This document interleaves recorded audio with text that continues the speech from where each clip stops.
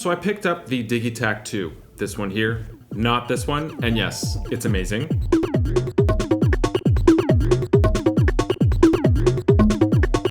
All of the things that people were asking for Elektron to potentially add to another Dgitakt, they listened to us and they pretty much added everything that we asked for. Just a quick rapid fire of some of the standout features for me. Way more sampling space, as much as you would ever need. I think it's 20 gigs. Way more sample slots per project as well. So there's A, B, C, D, E, F, G, H, so 8 of them, and there's 127 slots per letter. More pattern space, so you could add up to 128 steps as opposed to 64 steps, so double the amount. More effects as well, and they've put all the effects on one dedicated page. So there's a bit crusher, overdrive, sample rate, delay, reverb, and chorus. So they've sort of mixed everything together from other units. Double the amount of audio or MIDI tracks, depending on how you want to look at it.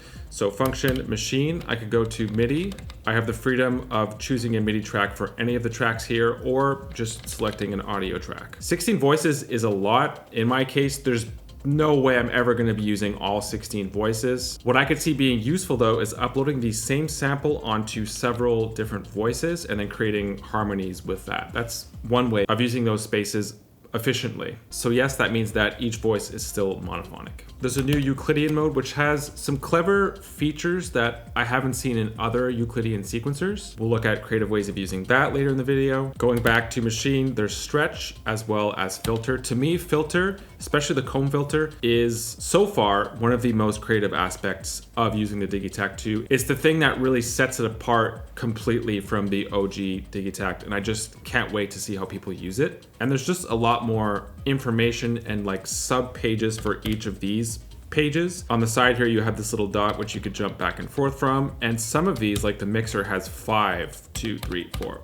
pages. In my opinion, the best part of all of this is that they didn't change any of the core elements or workflows from the Dgitakt. Like you're getting the Dgitakt essentially with a facelift. To me personally, and I think to a lot of other users as well, the Dgitakt is the most fluid unit that I've laid my hands on. One of the most fluid, especially in terms of its sequencer. I would argue that it's the most straightforward of any of the Elektron devices. And again, in my opinion, there's still some units I haven't tried, like the Analog Rhythm Mark II, but I still think that this is the best priced unit that Elektron offers as well. The question is it worth the update? I mean, I haven't really made my mind up on this yet. I'm probably gonna need like a month with the Dgitakt 2 to really know the answer to this question. So in a month from now, I'll drop a dedicated review on that topic. I want to say though that the OG Digitakt is still really an amazing unit. It offers so much. It's also worth noting, you guys know how it works, right? Elektron is not really going to be paying much attention to the Dgitakt anymore because it's no longer issued. So the focus is going to be on the Dgitakt 2. All the future updates are going to be on the Dgitakt 2.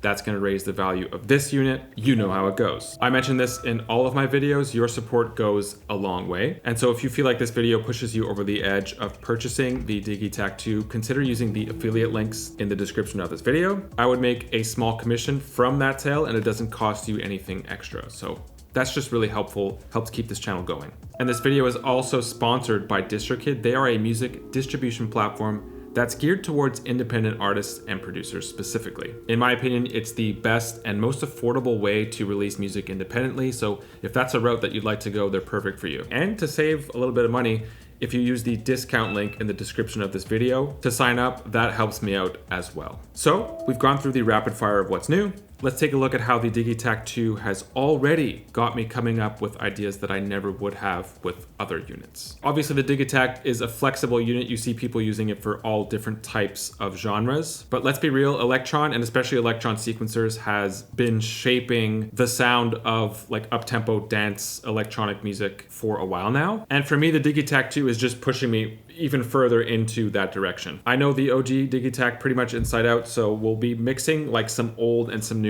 Starting with some new, let's take a look at the Euclidean sequencer and what makes it different from other Euclidean sequencers that I've seen thus far. The Euclidean sequencer works great on drums. So I've got 4 on the floor kick right here.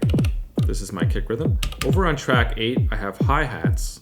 And I'm currently on the sequencer page. To get there, I'm hitting shift and amp. So you can see under there, there's the secondary print sequencer. And then I could turn on Euclidean sequencer. For those of you who don't know, the way a Euclidean sequencer works is you basically give it an amount of notes to add in. So right now, just 1 note, 2 note, it'll sort of create its own rhythms. And so once you get to around 5, 6, 7, then you're starting to get some interesting rhythms. Let's say 7, right? So it sort of creates its own rhythm. You could rotate this. So this is another word for permutation, which means that you're basically taking the entire rhythm and just shifting it over by a 16th note. That's, I think R stands for rotation. I might be wrong on that, but that's what it does. Right, so this is just spitting out different rhythms at you. And the clever thing that I haven't seen yet, maybe this does exist on other units, I just don't know about it, but there's a second layer that you could add over top of this, which just creates more complex rhythms, right? And you could rotate the second one as well if you want. And I'm pretty sure that this rotates, this is like a master rotator, so you could, you know, rotate both of these layers together, and you're just getting a bunch of different rhythms. And notice that if I turn off the Euclidean sequencer, which I'll do here, it goes back to an empty pattern. Let's just enter in a basic hi-hat thing here. And if I go back to Euclidean, we get that same pattern. So that's an interesting workflow. So the Euclidean sequencer is essentially step 1 in the direction that I've been pushed in. Let's take this a step further and discover some other new features and see where it takes us. In terms of a hardware effects sequencer in general, you're not gonna find much that's at the same level as the Dgitakt 2, except for maybe the OG Digitakt, which has basically the same sequencer. And of course, there are definitely other sequencers out there like the Oxy One, which I've covered a bunch on this channel. Here's a related video. The thing about the Oxy One, which is amazing, the focus is 100% on it being a sequencer, right? It doesn't really do anything else. But when it comes to a standalone unit, a drum computer, a sampler with a sequencer built into it and integrated into itself, it has pristine per step precision. If we actually mute this for a second and unmute track 5, this is something that I was working on before this video.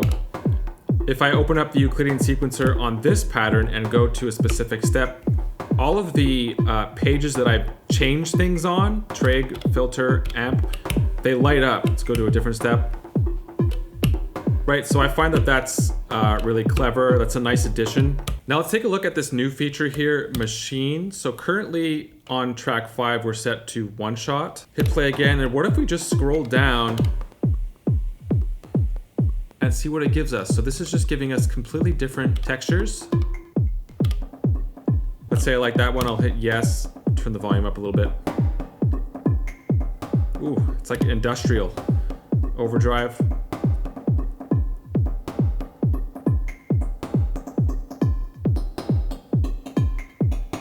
Head over to the mixer. I'm gonna throw on some master overdrive, which is already here. This is without it, just to give you an example. So this is imitating the Digitone's master overdrive. So now that we have that idea, let's go back to this track here, which is just a pair of hi-hats at the moment. I'm actually going to open up these hi-hats a little bit because right now they're like completely choked. Right, so right now it obviously sounds really square. We're gonna work that out. Maybe pull the filter down on this. Another cool thing about the filter is that you have so much more leeway with how to cut your frequencies. So if I go this, now it becomes a bandpass, and then slowly but surely, if I go back up this way, now it's a high pass. So let's go back to low pass. Sample rate reduction. Man, where's this gonna go? I have no idea.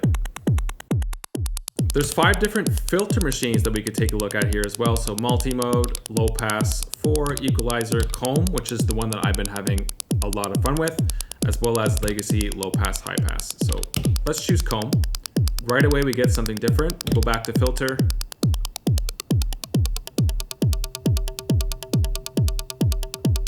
I'm gonna bring that kick back up to where it was.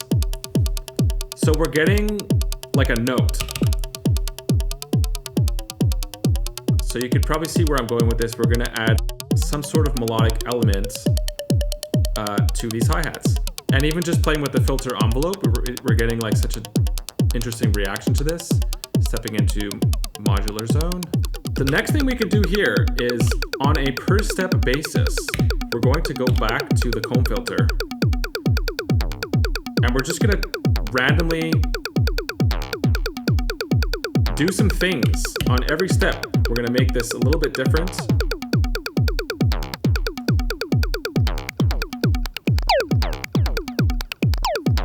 Ooh. We could add some other parameters in here as well. Let's say on this one, I wanna throw some reverb on there, or maybe delay. Again, depending on where we land with the comb filter, we're getting like different harmonics, different like decay, different notes. And so just experimenting with this page right here is enough. You could do a lot with just this. Okay, does this work with anything else?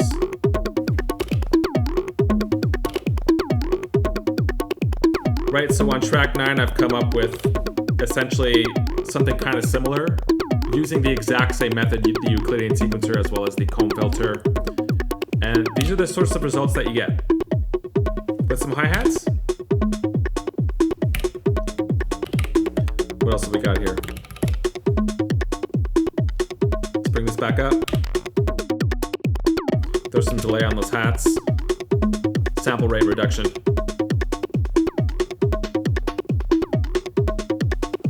Sounds really techno. It's sending us into this modular techno sort of sonics. And because I'm already familiar with this workflow, I'm just letting it take me there. We covered how to completely change up the rhythm or texture of your part with these machines. What you could also do is just go to your regular sampling page, make sure you're on the right sample. What if we change to a completely different sample?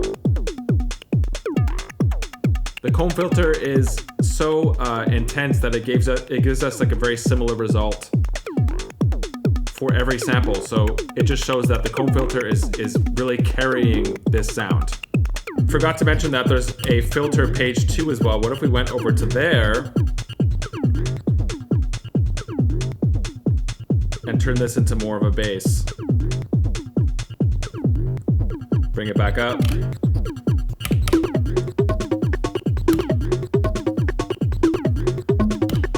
It's a good mix, but I think you get the idea. We are barely scratching the surface here creatively. I've used this thing like 2 times, so I can't wait to continue exploring and see where it takes us. So lots more to come there. Now let's talk about today's sponsor, DistroKid. They are specifically geared towards independent artists and producers, much like myself, possibly you. So maybe if you make beats like this, techno beats, and if you're looking for a way to officially distribute it to major streaming platforms like Spotify, Apple Music, all the rest of them. Here's a few reasons why DistroKid is an amazing choice. In terms of what's new, they recently released a smartphone app, which makes checking your important DistroKid stats easy and accessible. The app is now available on Android through the Play Store. Essentially everything that you've been able to do on the DistroKid desktop app, you're now able to do through your smartphone. In fact, here's a list of key features that the app offers you. You might want to pause it now if you want to check them out. In today's day and age, we all know how many hats we have to wear as artists and producers. It can just be a lot. So write the music, produce the music. Then you've got to create content to promote it a few weeks before it's released. Then you've got to continue creating content after it's been released to promote it.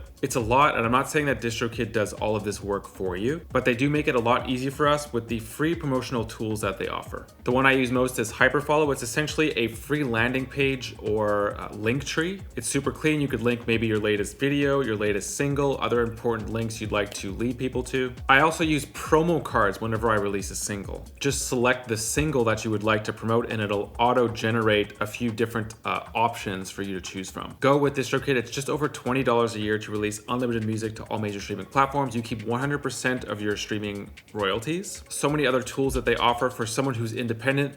They're made for us. And there is a discount linked in the description of this video if you would like to join. That is all I have today with the Dgitakt 2. Thank you guys so much for being here. Affiliate links are in the description. Please use those. It helps support this channel. Join the Patreon. There's a bunch of exclusive and extended content there, and hope to see you soon.